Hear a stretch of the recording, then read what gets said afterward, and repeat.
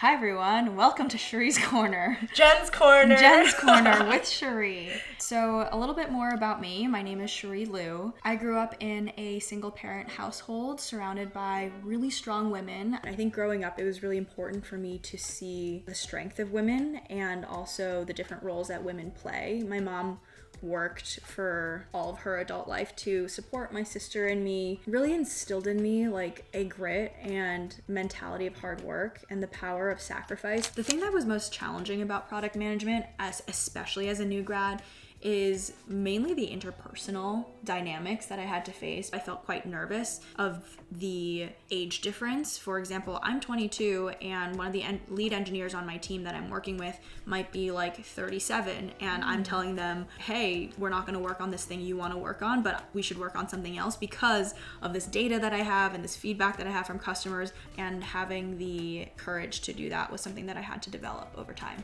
What is the most memorable DM or comment you've received? I think the ones that are most meaningful to me are when people talk about how my content has reached them. I think the one that stands out most to me, and I included it in my TEDx talk, is a young woman in India who DM'd me a few months ago, and she said about that she doesn't know anyone who has gotten an MBA from anywhere in the US, and my content is her first exposure to business school. And that's why I do what I do, is how do I make content more accessible? How do I democratize content and help people understand information they wouldn't have had otherwise?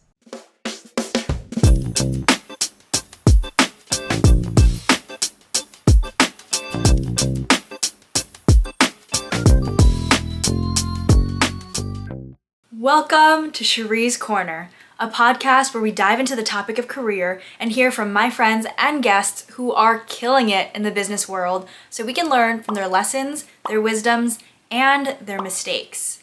I'm your host, Cherie. I graduated last week from business school at Stanford University, and previously I held roles in tech and venture capital. In this exciting episode, we have a different setup. This time, I'm the guest on my own podcast, and I answer questions about career and life. You get to learn about me. The guest host is my best friend from business school, Jennifer Huang, who is on season 3 of Cherie's Corner podcast. And if you haven't seen her episode, you definitely should go watch it. It's on decoding Wall Street and finance. After her podcast episode recording, we realized that I don't ever really talk about my career or my life on here, and we wanted to dive into that deeper. I hope you enjoy this podcast episode and get to know me a little bit better and what gives me energy and what drives me.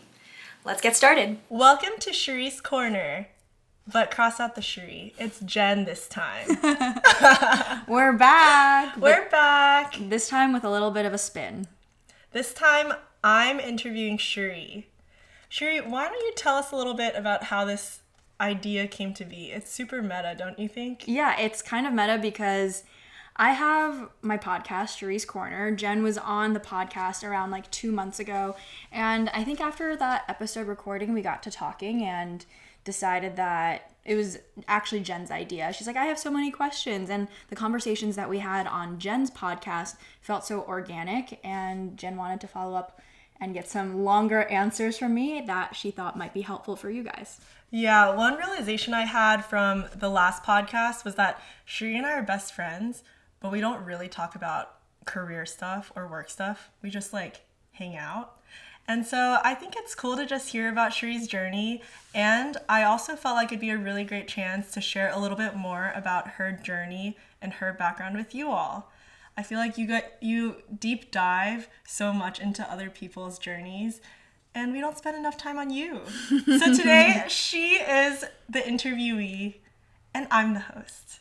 And I think it's actually really nice because Jen and I are best friends, but we don't talk about work. There's that like undercurrent since we know each other from business school, but we don't really talk about the business stuff that often. Yeah.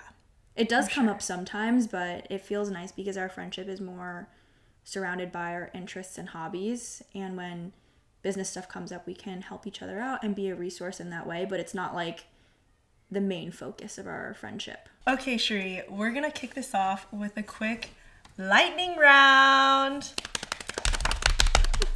Okay, first, what are the top 3 emojis on your phone? Please disclose to the audience. How do I find out the top 3 emojis? Okay, take out your phone. go to iMessages, just like start a message and click emoji. So why don't you share your top 3? It's gonna be the left side. Okay, so my top 3, the first one is pink heart, the one that looks like this, and then it's like radiating out. We'll include them over here. Pink heart. The second one is prayer hands. Okay. And the third one is the devilish side-eye emoji. Ooh. That looks like this. When's the last time you used that emoji? Every day. Okay. Okay, so what are yours? Mine are heart, but not radiant. It's just like not radiating. It's just 3 or 4 hearts. It's still the pink one too. Yeah. The second one is smiley face with a bunch of hearts and it's blushing. And then the last one is the puppy dog face with little tears. Aww. It's like Are ours kind of on point? yeah, kind of. Okay. Second lightning round question. You've interviewed so many incredible people on this podcast. Mm-hmm. Who is your dream podcast guest that you haven't had on the show yet? If we're gonna say dream podcast guest, I'd probably say Oprah. It's the craziest reach for the stars guest. I really admire her, not only her career and professional journey, but really how she's developed. Oprah has really transformed the journalism, entertainment, and media industry. And I think through her work over the last 50 years, she's changed it from just being straight cut to bringing empathy and emotion and connecting with people. People say that Oprah is the person who you can sit down on the couch and have a conversation with at any point about anything. Mm-hmm. And I really look up to not only that, but also how she's transformed herself from journalism to having her own talk show to having the OWN network, her media empire. And she's someone that I look up to and hope that I can hopefully interview one day. And I think there would be a lot of good learnings there. Totally. That's really cool. What is the most memorable DM or comment you've received as a content creator? There are so many DMs. I get a lot of them and I try to read all of them and I try to answer all of them and I know I can't get to them all. I think the ones that are most meaningful to me are when people talk about how my content has reached them and has helped them get to a realization or get to the next level or honestly transform some part of their career journey, because I'm what an honor it is to even have a very small part in someone's career. So I think the one that stands out most to me, and I included it in my TEDx talk, is a young woman in India who DM'd me a few months ago, and she said about that she doesn't know anyone who has gotten an MBA from anywhere in the US, and my content is her first exposure to business school. And my Instagram has really helped her in her journey. And that's why I do what I do is how do I make content more accessible? How do I democratize content and help people understand information they wouldn't have had otherwise? I love that. I feel like it's really rare to hear why someone's creating content, and hearing your favorite DMs and comments just gives a little bit of insight into why you're doing this and how meaningful this path is to you. Oh, yeah. I think if I didn't have the DMs or the comments that gave me the qualitative understanding of what people are looking for in my content or giving me an understanding of what people enjoy about my content, this would be, and this is not me being dramatic, it would be kind of meaningless for me if I didn't hear from people on what they wanted to see next or how my content has been helpful. Because other than that, I just have the quantitative numbers, and that for me is not really fulfilling. For example, the number of followers I have or the number of views, it's a helpful benchmark to know the impact of my content and my work. But really, it's the qualitative measures that keep me grounded. Last lightning round question. Share 3 words about how you're feeling about finishing our MBA in a few short months. So we take a class at the GSB called Touchy Feely. It's famous. It's a famous class, and the name is actually called Interpersonal Dynamics, but people call it Touchy Feely. It's all about feeling. So this question really harkens back to that. After you have this class, you usually end each session with tell everyone how you're feeling in 1 or 2 checkout words. And they give you an emotions chart So there's so many variations for like feeling mad, feeling sad. There's like way more gradient in these emotions. And so let's hear it. So here is the emotions chart they gave out in the touchy-feely class. It was banged up in my backpack, which is why it's all crumpled. A vocabulary of emotions, and then we also have a feelings list. So how am I feeling about 3 words? 3 words? The first word is uneasy. The second word is tender. The third is daring. Okay. It's quite a range of emotion. You know? Talk me through it. Where is the uneasiness coming from? Why are you feeling tender? You're feeling daring? Yeah. Uneasy because there's a really big change coming up in our lives. Change in location, change of scenery, change of routine, change of schedule. And I am someone who is averse to change. That's like my initial reaction. Of course, after that initial reaction, there's like the hustler in me that's like, okay, what do I do next and how do I adapt to this change? But I think in general, when there's like a big change in my life, I feel pretty uneasy. So that is the main feeling that's coming up. In 5 weeks, when we graduate, everything we will have known and will have done over the last 2 years will change. And that's a fact. So, trying to cope with that. But I'm sure you felt that way coming into business school too. You're like in a totally new environment, all new people. But look at how far you've come. Totally. I think I also was quite overwhelmed before business school started because there was going to be a big change too.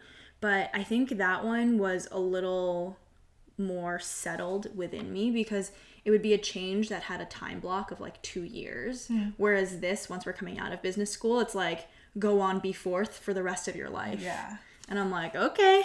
Feels more permanent. It feels more permanent. Yeah. There isn't like an end, hopefully, in sight, which is a good thing, but it's a much bigger change. So it's a little bit different in that way. So I feel uneasy.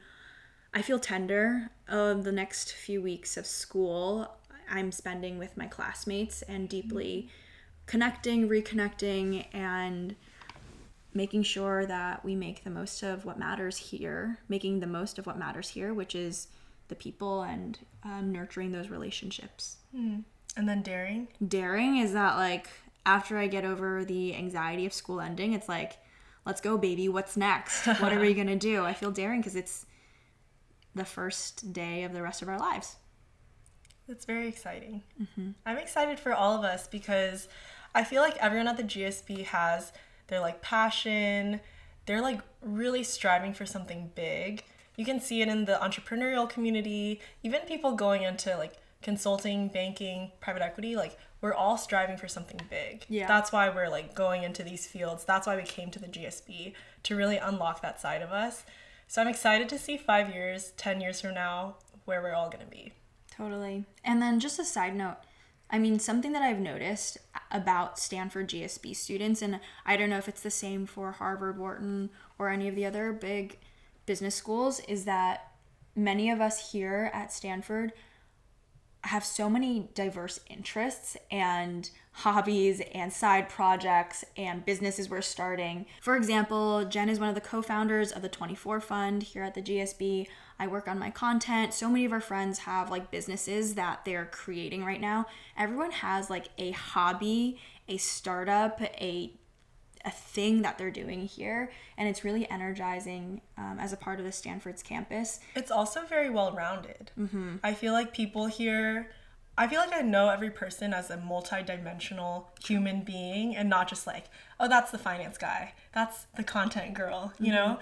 It's really different. And even between me and Cherie, we do weekly ladies poker nights on Mondays. We're hosting the annual women's golf clinic that happens for the GSB women here on campus.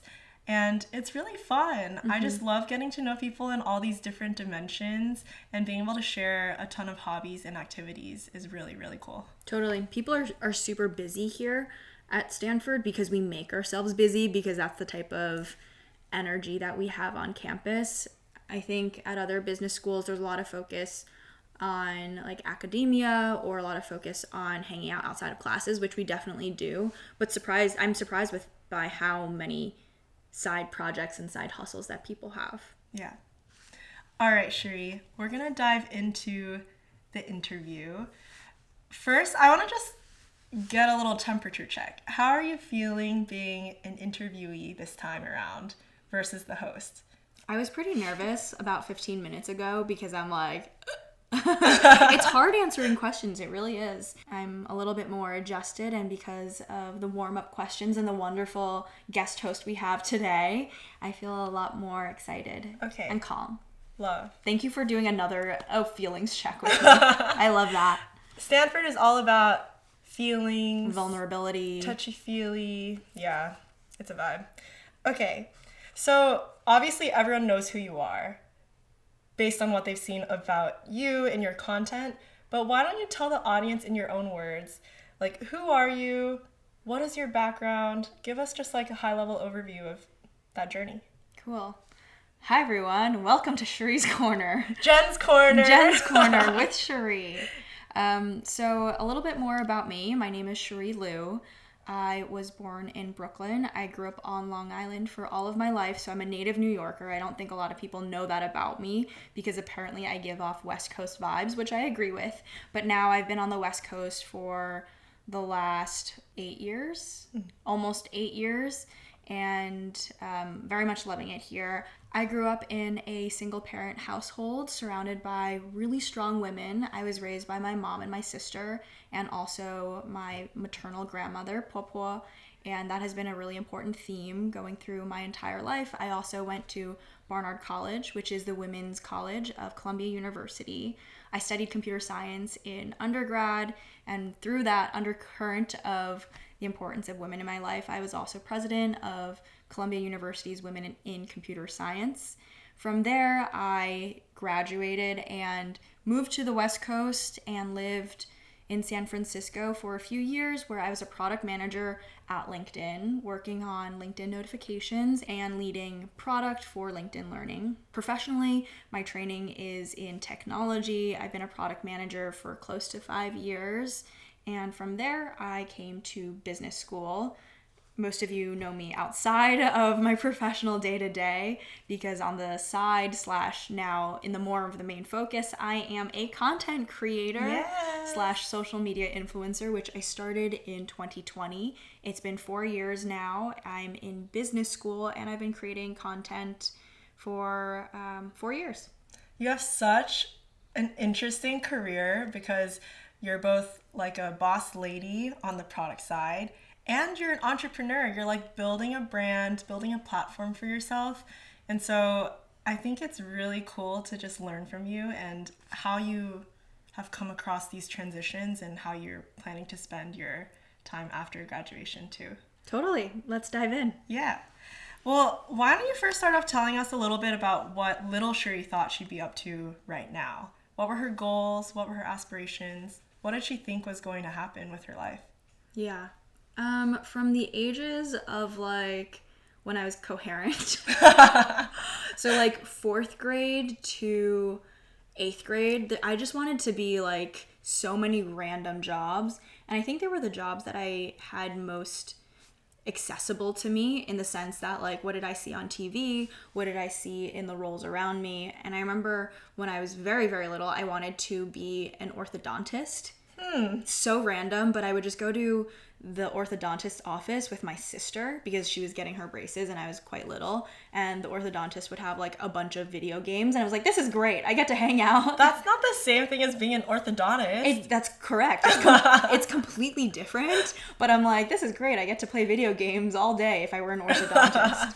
So that was, where I started out from. And then at one point I wanted to be president of the United States. Quite ambitious. That's not off the table. I guess, there's a non-zero chance, but... Cherie for president. But that, just completely random because I think that's what I saw on TV. When I entered high school, that's when it became a bit more concrete for me, and I wanted to be a doctor. And so all throughout high school and even in college, I pursued pre-med for a little bit before I did some internships, which helped me learn more about myself and what I actually want to pursue. But the undercurrent of wanting to be a doctor was wanting to help people, really having that like one-on-one connection, connecting with people, understanding what their problems are, and figuring out how I can make them better.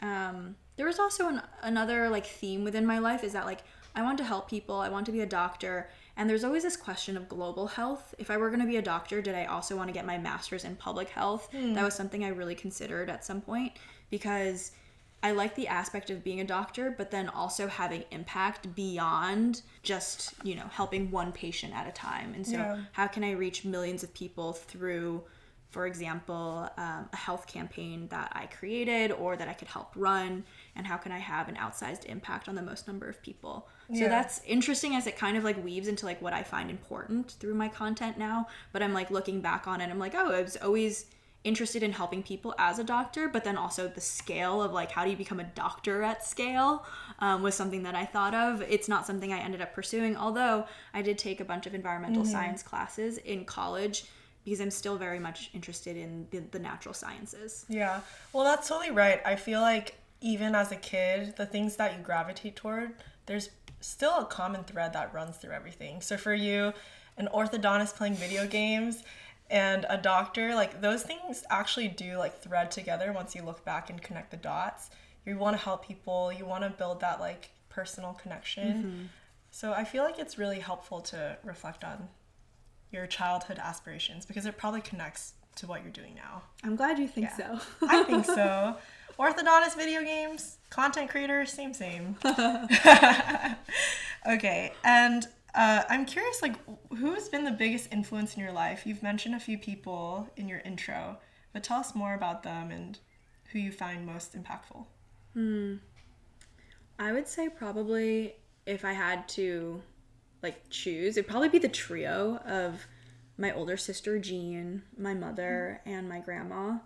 I think growing up, I mean, I was raised by all three of them, and I think growing up it was really important for me to see the strength of women and also the different roles that women play. My mom worked for all of her adult life to support my sister and me, really instilled in me like a grit and mentality of hard work and the power of sacrifice, which sounds really intense, but I honestly believe it, because my mom showed me that like when I can put my head down and do the hard work consistently over time, outcomes come from there. And something that I've realized is that like I may not be the smartest person in the room, hands down, that's okay, but in some ways, like, do I want it more than other people? And because of that, I can outwork people. And that also sounds really intense, but I know that I'm not going to be the smartest in the room, hands down. But something that I'm really proud of and something that my mom has taught me is the power of hard work over long periods of time and the outcomes that can come out from that. I find that really empowering to feel like you are the captain of your ship and you are guiding your life where you want to go. Like, you have all the tools within you to do what you want. And I think that for a lot of people, it takes a long time to realize, even myself. Yeah, no, I totally believe in having agency, and I feel like growing up, having my mom instill that in me, and also my sister and my grandmother, that agency is really powerful once you figure out how you can harness it, how I can harness it, and how I can use it to discover more about myself and pave a path forward. Yeah. Okay, so let's move into your product career. So you started your career off as a product manager at LinkedIn. For the followers and audience members who aren't familiar with what product is, can you explain what product is in the most basic of terms? Yes. So I was a product manager for 5 years, and the word product manager can mean very different things depending on the industry and depending on the company that you work for. But specifically, if you're a product manager in tech, like a big tech company like LinkedIn, Facebook, Meta, Google, or within like a tech startup, this is what a product manager does. So basically, the product manager is the person who leads the strategy and direction for a product or a feature, and they are basically the spokesperson for the product who understands the customer needs at its very core. What is the pain point that people are having, and can I come up with a solution or strategy to solve that pain point? In that way, product managers lead teams that are very cross-functional, and product managers must work with UX designers, engineers, and it depends on the product, but that could also expand out to like data scientists, sales, marketing, business operations folks. So basically, the product manager leads the strategy and brings everyone with them on board so that the ship is steered in the right direction. And a really good analogy for this, if we have like 2 minutes for this analogy, I love this one. Yeah. But a product manager, kind of how you mentioned before, is like the captain of the ship. For example, if you can imagine, the product manager is the captain of the ship, and there are so many other cross-functional roles that are bringing new information to the captain. For example, the ship is on water, and then there's a meteorologist on board the ship, and that can be like the UX designer. They're saying, oh my gosh, it looks like there's a storm coming from the south side. It's going to hit us in an hour. The captain says, okay, sounds good. Then there's the ship's mechanic, and they're like, our ship has like a faulty pipe, and if we don't fix this in the next 30 minutes, the ship is going to start, having a lot of water come in. That could be like an engineer. Those two things are both true statements. It's up to the captain of the ship to have an overall view of the entire ecosystem and all the inputs so that they can determine what to prioritize and how to steer the ship and where it should go next. Right. That sounds like a really big role for someone coming out of college. Like, you're a jack of all trades, you're the captain of the ship. What was that transition like graduating from college and working in this really intense kind of management type role?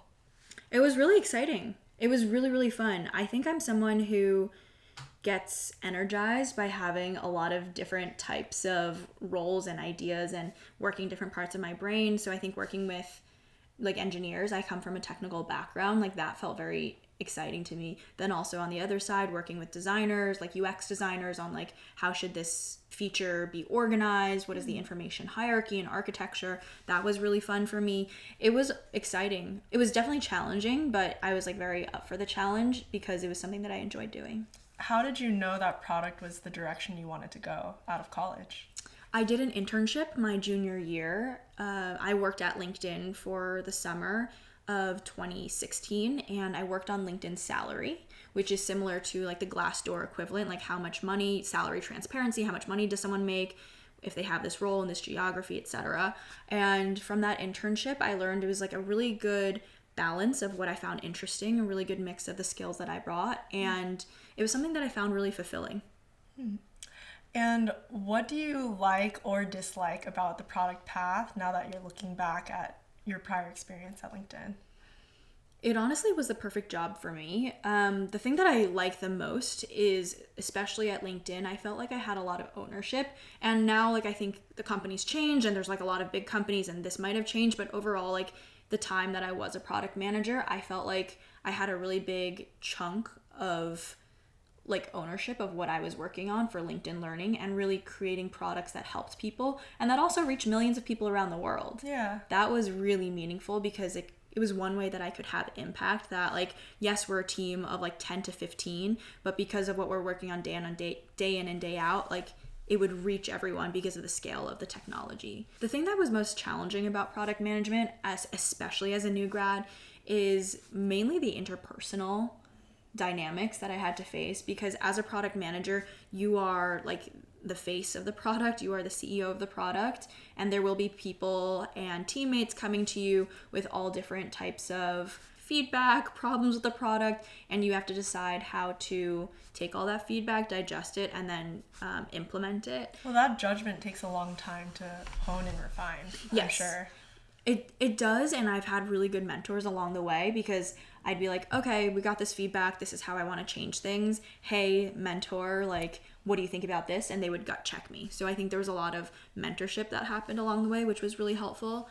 But honestly, I think it's like the interpersonal. I think when, for example, like engineers push back on me when I was like 22, I felt quite nervous of the age difference. For example, I'm 22 and one of the lead engineers on my team that I'm working with might be like 37, and I'm telling them that like, hey, like we're not going to work on this thing you want to work on, but we should work on something else because of this data that I have and this feedback that I have from customers. But even with that, like there is an age difference, and I'm just joined the company, a power imbalance, and having the courage to do that was something that I had to develop over time. Yeah, that's very unique, I think, to product, because you're balancing so many different constituents in a company. And being 22 and telling a 30-something-year-old what to do, that sounds like such a tough situation to be in. Oh, yeah. But a good learning opportunity. A great learning opportunity. And honestly, being put in that situation has forced me to get more comfortable in making it, has forced me to get more comfortable around people who are older and who might be in higher positions of power, technically, or yeah. What did you find most impactful or useful in navigating those kinds of conversations where you are telling someone, and technically maybe like a more senior or older person type role, what to do? I think people mostly wanted to understand the why behind, you know, a strategy change or like a decision. And so asking yourself why 5 times before like bringing the answer to someone else helps create clarity amongst your answer. Yeah. My last question around product is, what brought you to LinkedIn specifically? You mentioned you were able to touch so many people through the products you were working on, and I feel like that dovetails really well with your current career path as a content creator. So I'm curious, like, what sparked that interest from the very beginning? Yeah. Logistically, I got the internship from LinkedIn. I applied to many places, but I got the internship my junior year, and that transferred into a return offer at the end of the summer, and then I went back to LinkedIn full time, which is how my tech career started. But from a like mission and vision standpoint, it was what really attracted me to that's what really attracted me to the company. I feel that I grew up personally and professionally at LinkedIn. I was there from the ages of 21 to 27, and in that time period really had like instilled in me how important it is to have a mission and vision in what you're doing. Otherwise, I would come to work and feel disempowered, like what are we all doing here? And really having a mission and vision that I like truly believe in, because for example, many companies have vision and mission statements that, you know, are kind of fluffy, and you can, you know, do all the mental gymnastics that you need to like try and believe in it, but if you actually don't, then it's not really meaningful. So one of the things that LinkedIn instills in us is that their mission is to create economic opportunity for every member of the global workforce. And the way that I like literally just rolled off my tongue is because they said it so often at every all hands. It's posted on the walls of LinkedIn, and like, yeah, that's like really meaningful work in what we're trying to do here. And so it's a way to tie the work that we're doing to something bigger. And then when you look at something bigger, you're like, this feels like something I want to dedicate my life to. Right. That is very beautiful. I feel like there's not many people who pick where they want to work based on the mission and vision, at least like out of college. I feel like so many people are solving for like brand, prestige, compensation, which LinkedIn obviously also has, but that added layer and lens of what am I working towards and what is my work every day contributing to society is so thoughtful. I feel like it's really reflective of how Cherie approaches her personal life in the world. Thank you for saying that. But I think the reality also goes, those things that you mentioned, like the brand name, the compensation, all of those things were definitely factors as well. And LinkedIn was able to really offer that and much more, which is why it stood out to me beyond all the other companies. But also, like, yeah, those things did matter at some point. You mentioned that you started creating content while you were at LinkedIn. Can you take us back to 2020 and what I just want to understand, like, what sparked the interest in creating content in the first place and putting yourself out there? I started creating content in 2020, and back then it didn't even feel that scary to put myself out there because it was a series of very small steps that I took to get me to where I am today. And it was all through like the experimentation and like iterating and putting more stuff out there to learn more about myself, to learn more about the platforms that I was using that really transformed into what I have today, into the platforms that I use. It was 2020 and TikTok was starting to take off, and I think I was most interested in like trying out the app and seeing, you know, all these different tools you can use. It felt like a way that I was like using my creativity for something really fun. The first videos that I made were not very exciting. They were cat videos, they were dance videos, and they were just like not good, but they were not supposed to be good. I wasn't trying to prove anything to an audience. But you say it like it's so easy to post a dance video of yourself to the public, but for someone like me, I'm just like, I would not want my work friends to find that. Yeah. Did your work friends find it? Well, no, I shared it with my work friends.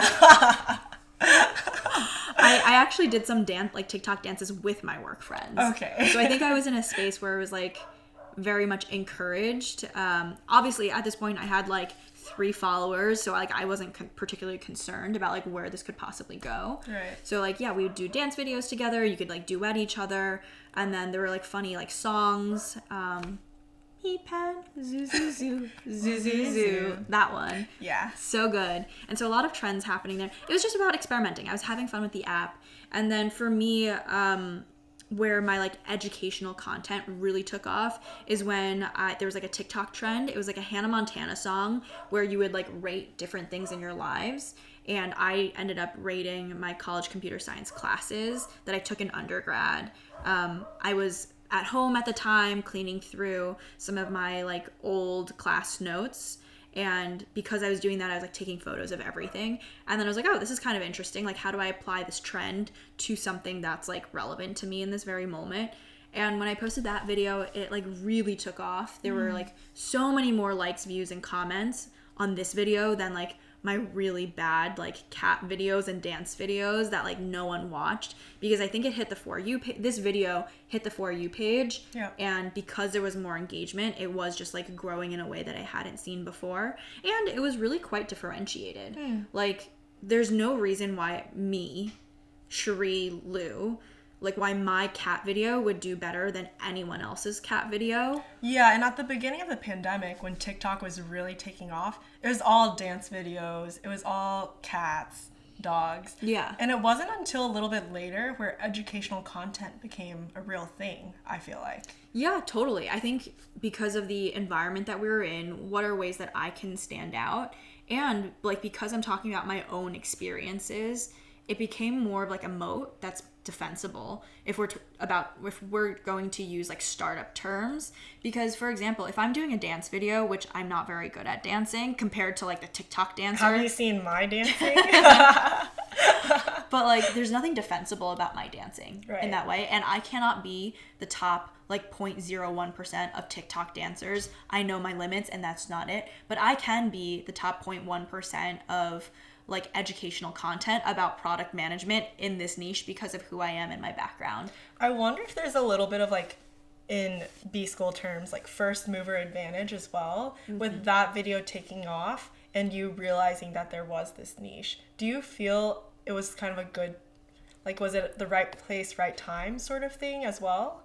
Yeah, I definitely think so. You know, like 4 years later after the pandemic, there's much more saturation in the like educational content creator space, or especially around like product management and tech. I remember at one point in like 2022, there were just so many more videos of like day in a life of like a tech employee videos, like let me take you to work, which is good because I think it's democratizing information, like more points of view out there. That's great. That's only good things can come for that. But for the creator, from the creator perspective, that can be tough to grow your audience in the same way. Yeah, in some ways, every piece of content you're producing, you're fighting for eyeballs, right? If there's like a new trend coming out tomorrow, you have to like capture it, or you have to be completely in your own lane where followers are coming to you for something else. Yeah. To keep them coming back. I would it's say, like a business. I would say that's correct. Mm-hmm. Yeah. So looking back at the very beginnings of your content creation, what would you have done differently? What do you regret? What's cringe for you looking back? This is an interesting question. Like, there's a Taylor Swift quote somewhere. I think she gave one of like the commencement speeches for NYU a few years ago, and Taylor Swift says whenever she looks back on her content, it's just so cringe to her now, looking back, then. But her advice, which I subscribe to, is that like keep doing the cringy thing, because the cringy thing will help open up opportunities, and if it makes you happy, it's less cringe, and everything is cringe, so just keep doing it. And well, also, you're continuing to get better every time you iterate and try something new. Yeah, totally. Now let's move into business school. You were at LinkedIn, you were creating content on the side. What prompted you to apply for an MBA? Yeah.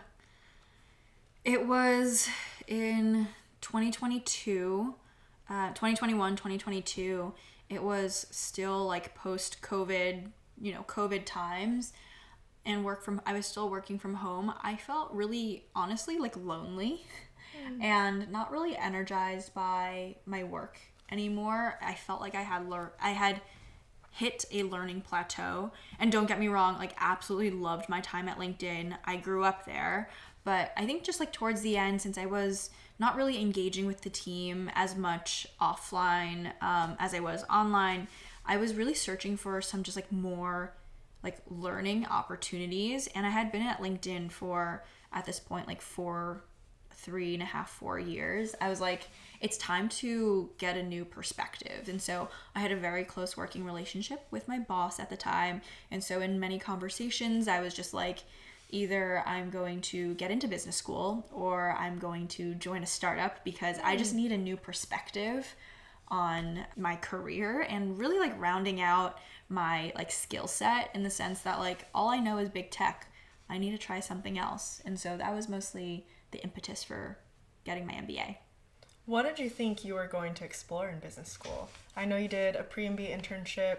Like, what was in the cards for you at the time? Yeah, I was interested in venture capital coming into business school. I think I did that pre-MBA internship as a way to experiment, to see if that was something that I wanted to continue pursuing. At the end of the summer, I realized it wasn't, at least for the time being. I was excited to try and start my own company. That was always something on my mind. It was like, this is a two-year risk-free way, albeit very expensive way, but risk-free in the sense that we're students, to try and start my own company and launch something and see what I can learn along the way. Well, I know that your pre-MBA internship is one that is very sought after and hard to get. It's venture capital at a top VC firm. Could you share a little bit more about how you landed that internship and your approach to that process? Yeah. Pre-MBA internships are quite competitive, because at this point you're you're trying to find an internship that works in like an 8 to 12 week period. You're right about to start school. And so for me, what I had done was like look to my network and ask around, like, hey, I'm getting an MBA, it's coming up, like what are the opportunities that I could where I feel like I could learn the most, and I can kind of remind people within my network that like, hey, this is what I'm looking for. And I think posting on LinkedIn was really helpful. But ultimately, I ended up working with a BCV partner who I was on the board of Columbia University in Tech alum group with. And your focus during your summer was also the creator economy. Yes. Was there some sort of thinking that you'd potentially start a company in that space, or what was the thought process behind that as well? That was something that really helped me stand out when I pitched myself to people in my network, because of my background as a creator and my interest in the creator economy. I had already spoken to a bunch of founders and startups in that space. And so my way of pitching these VC companies for an internship was like, hey, this is what I can bring to the table and how my view would be differentiated from all the other people who are probably pitching them for internships. And so it was a space that differentiated me, and also I think most naturally aligned with BCV because they didn't really have anyone at their company looking at the creator economy the way that I felt like I could. You also have such a good sense of what tools creators would actually use versus just building in the abyss for a creator that you don't really know or understand. Yeah, totally. I felt like, because I'm a creator, like these are the problems that I have. And when a startup founder would come to me and be like, hey, would you use this product? I had an ability or a way to have a more thoughtful conversation around why or why not I wouldn't use their product. I'm curious, so once you started at the GSB, you took your GSB experience in a few directions. You worked at a matcha farm, you received a very prestigious entrepreneurship fellowship over the summer, and you've also been creating content on the side. Can you talk me through each of these dimensions of your experience and any reflections or learnings from those? Yeah.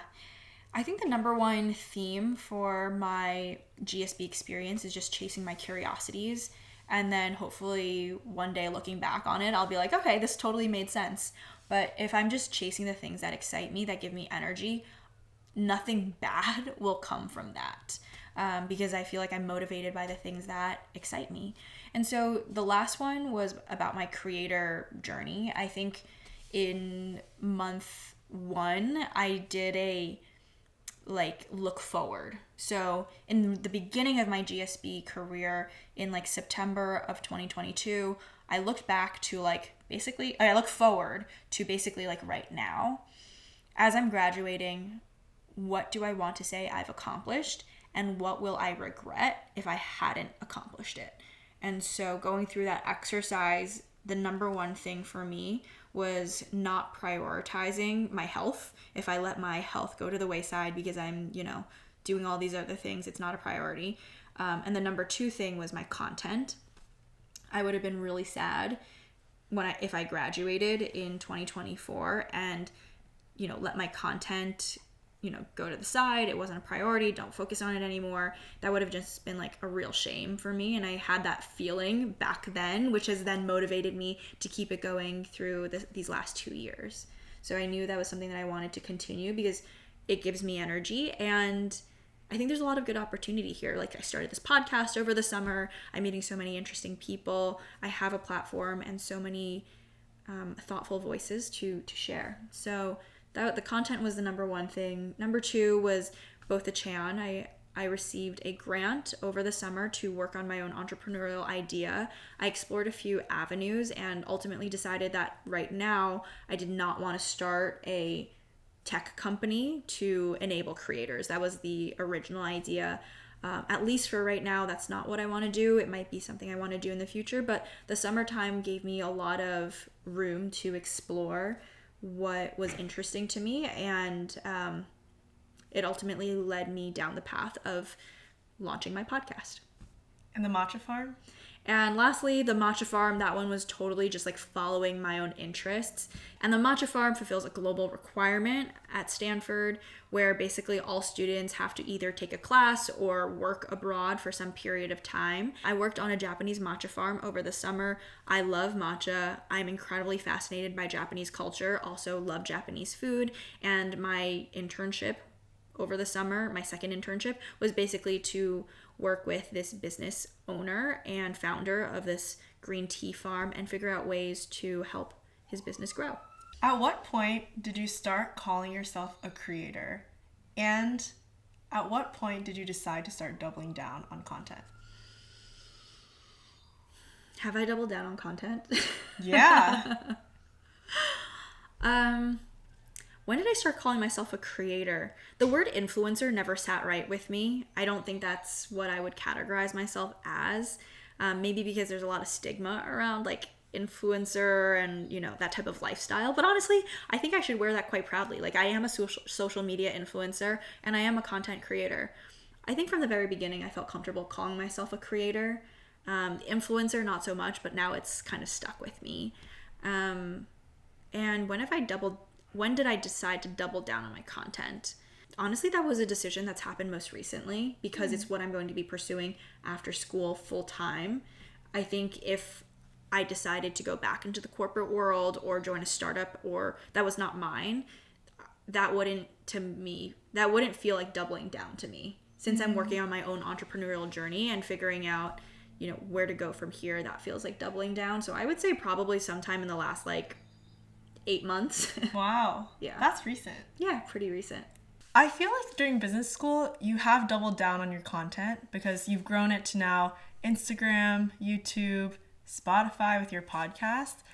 How did this journey come to be? Was the podcast the end goal when you started out, or was it an iteration process along the way? I wish I could have told you that I had an end goal. I still don't really have an end goal because I have a vision of what it could be, and that's been through a lot of experimentation.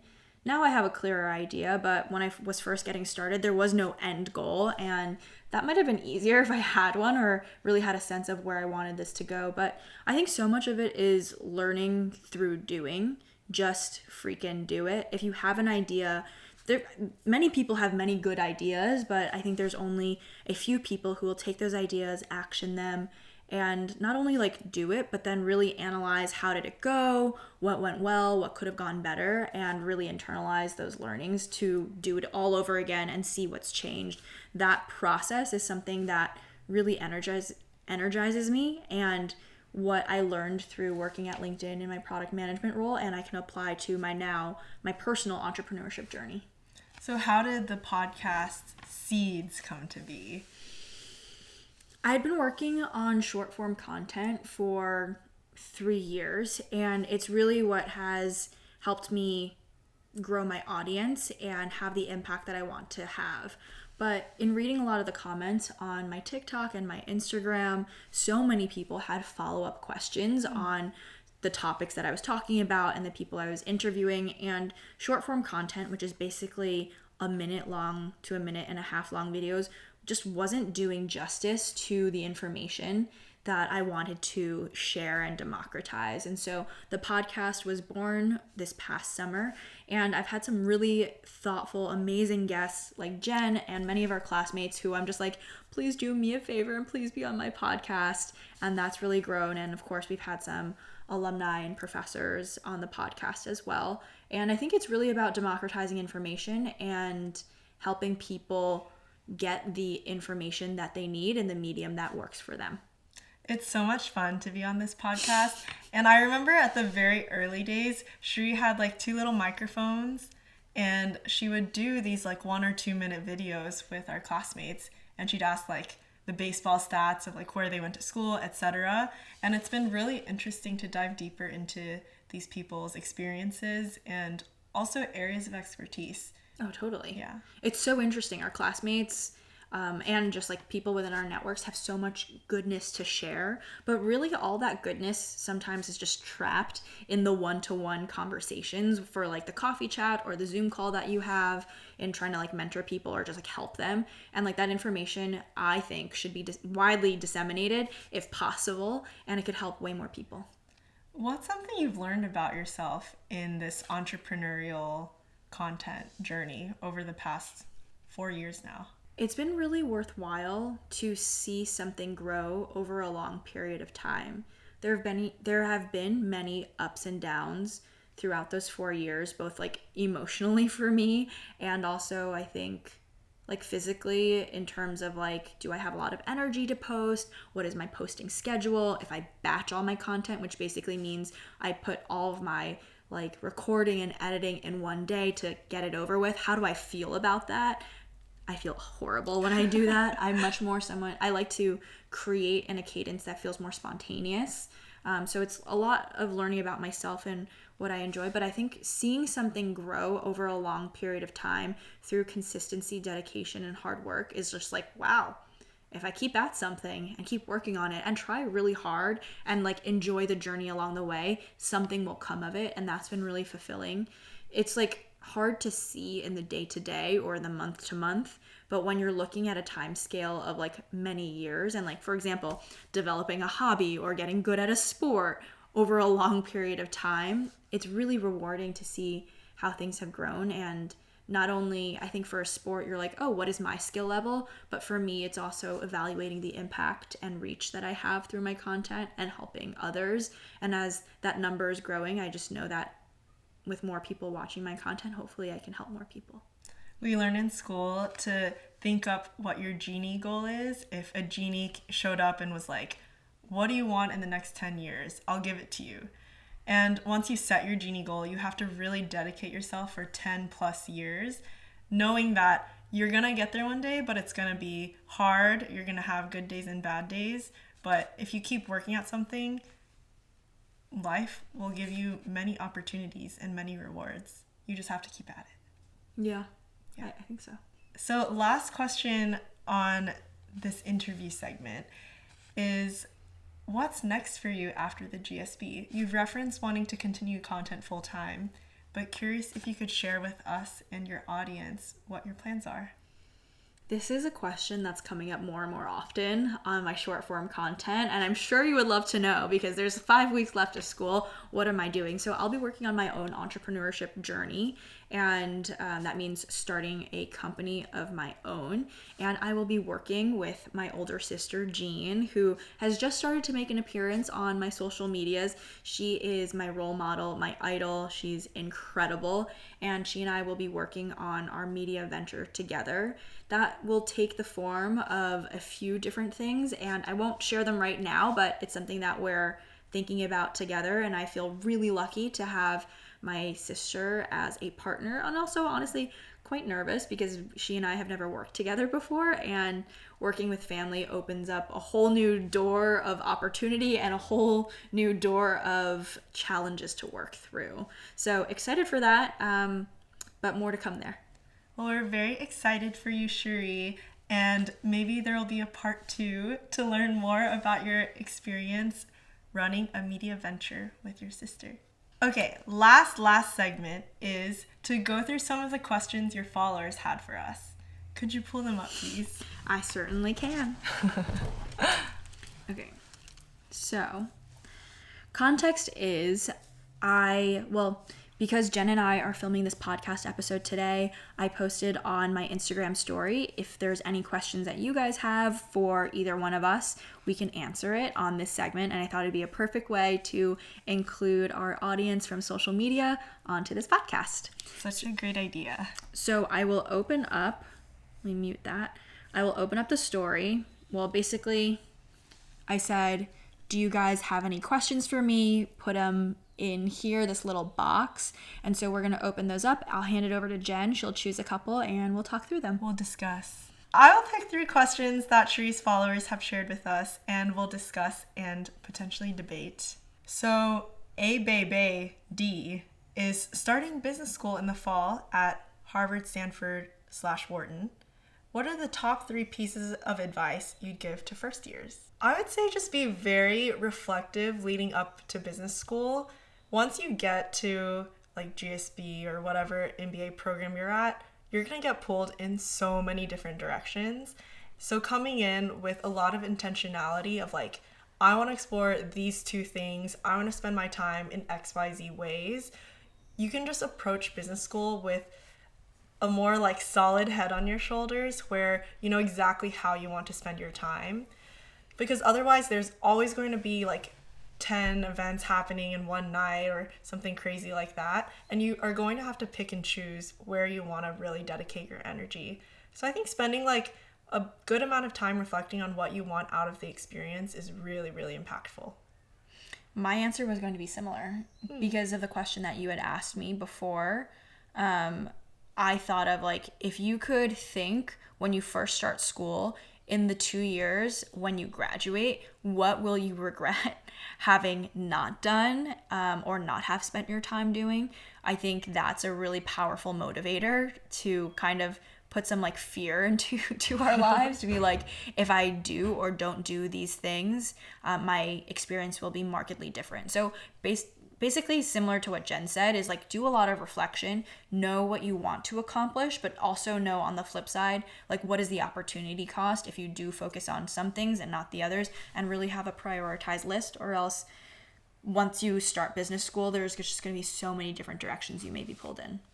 The other piece of advice I'm thinking about is just really opening up and meeting as many people as possible. I just feel like it's so rare to have such a diverse and accomplished group of people in one place. And while you're all here, you might as well grab coffee with someone new once a week, or just get to know people who are kind of like outside your typical like area of comfort, like where people who like worked in other fields, people who have completely different hobbies and interests from you, because there's a lot to learn from them. And the world is so small. The world is very much an ecosystem where, 10 years from now, you might have an overlap in the type of job you're interested in or where you guys live. So it's really helpful to just be open-minded about how you're spending your time and with a bunch of diverse types of people.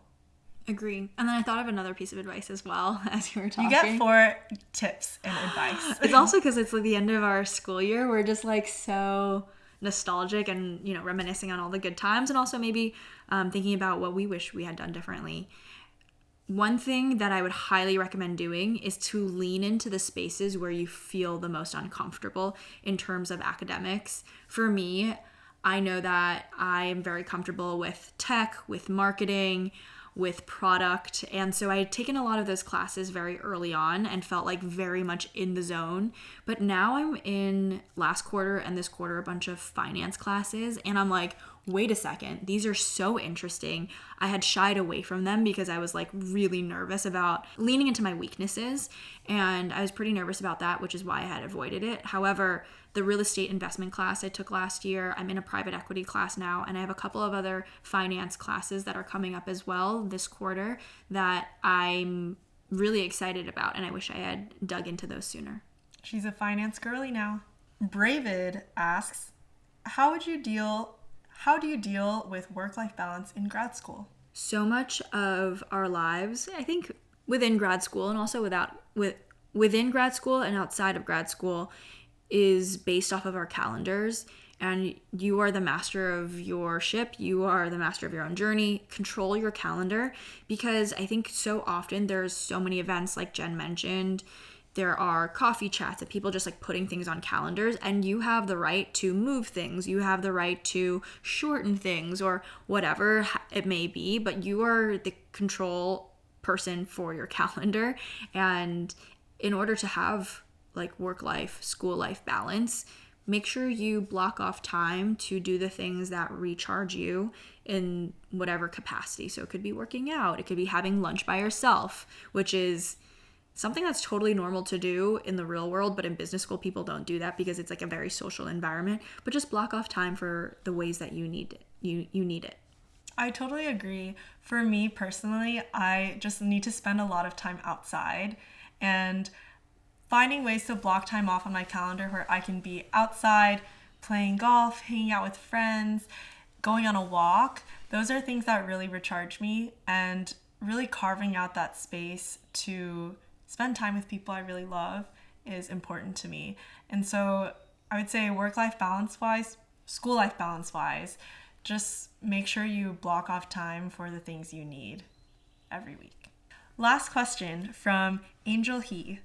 What is your favorite class, student club, or experience at the GSB? My favorite class is real estate investment with Chris Mahawald and Doug Abbey. Those are the 2 professors that co-teach the class. I took it in the winter.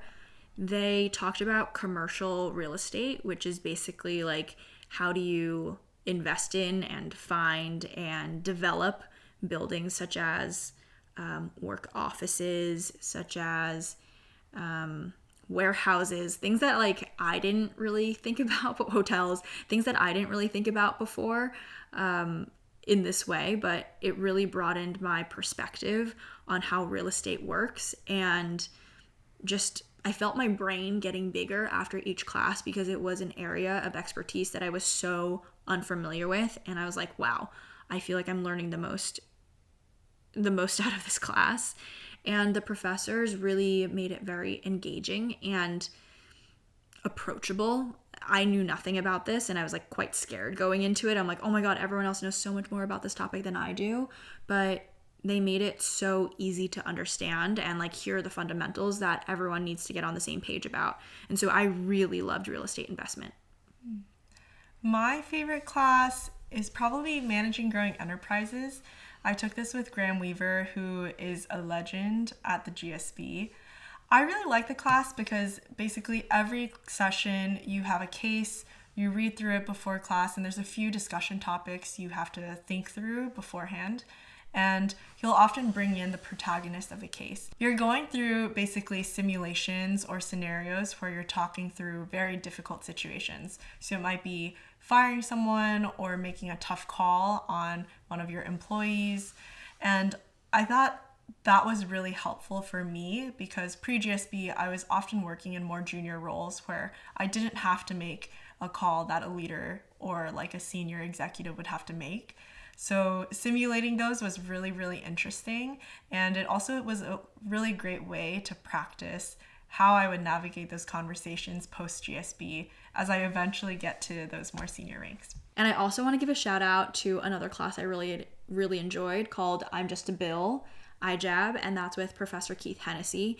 And I talk about this class in another one of my episodes, I think with KG, Catherine Gruneisen. We talk about this class with Keith Hennessy, and it's a class on how bills are passed in Congress in the US. And basically my understanding of myself is basically like these classes that I basically knew nothing about, or the ones that I learned the most, are the ones that I remember the most. It's not really like leaning into the subjects that I'm strongest in. It's actually leaning into my weaknesses and learning the most in a very fun and safe environment that I feel like I've gained the most. Yeah, for me, I feel like I really leaned into more of the role play type classes where I'm practicing giving speeches or navigating these difficult conversations with people. So MGE, or Managing Growing Enterprises, is a total highlight. Strategic communication, where we practice giving speeches in all different formats, lengths, presentation types, was also a big highlight for me. And this quarter, we're also taking reputation management, which is really interesting. You have to send out a survey to a bunch of your classmates and people you know from work, personal friends, and you get a good sense of what your reputation and brand is. I feel like these classes are just things I wouldn't have the chance to get to do in the real world, and so I've really leaned into these types of themes and setups. So Cherie, after having been an interviewee on Cherie's Corner, now Jen's Corner, for this episode, what do you think? What is it like being on the other side? It's really hard to answer these questions. It takes a lot of reflection. It takes a lot of vulnerability. And so I have a newfound perspective and empathy for those who are on my podcast. Well, I'm so happy that we got to do this. It's been so fun to be the host for this episode. And I really hope that your audience has gotten to learn about different sides of you and really see you as a multidimensional being. And also just understand a little bit more of what's really driving you to create your content. Well, thank you for interviewing me. Thanks so much for tuning in to this episode of Cherie's Corner. We'll see you next time. Bye! Thank you for tuning in to Cherie's Corner podcast. Before we get into the main takeaways, please remember to like, comment, and subscribe. And I would so appreciate it if you could share this podcast episode with someone who you think might find this content helpful.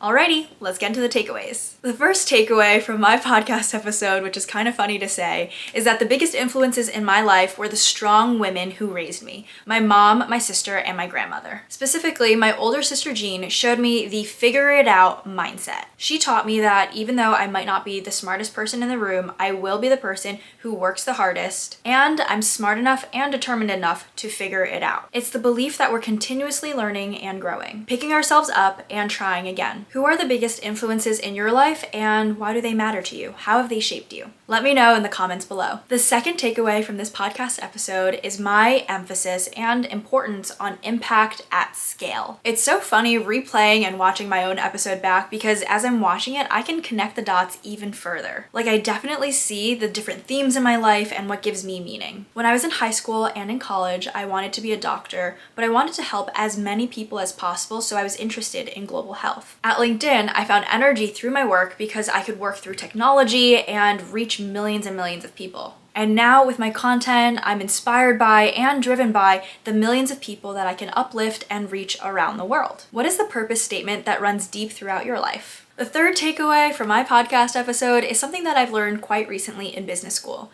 and it's to run towards the things that make you feel uncomfortable. I saw this most reflected over the past 2 years when I was choosing classes at Stanford. Now, reflecting on my experience, I think I played my first year way too safe. I chose classes that were already in my wheelhouse, and I leaned into the spaces I was already good at. But in my second year, I adopted a whole new philosophy. I chose classes that actively made me feel uncomfortable because of how little I knew about those spaces, like finance or public policy. And guess what? Those are the classes that I got the most out of. The lesson here is to run towards the fire, towards the things and the spaces that give us pause, but eventually end up pushing us in a great way. I hope you enjoyed this episode with me, and I'll see you next time. Bye!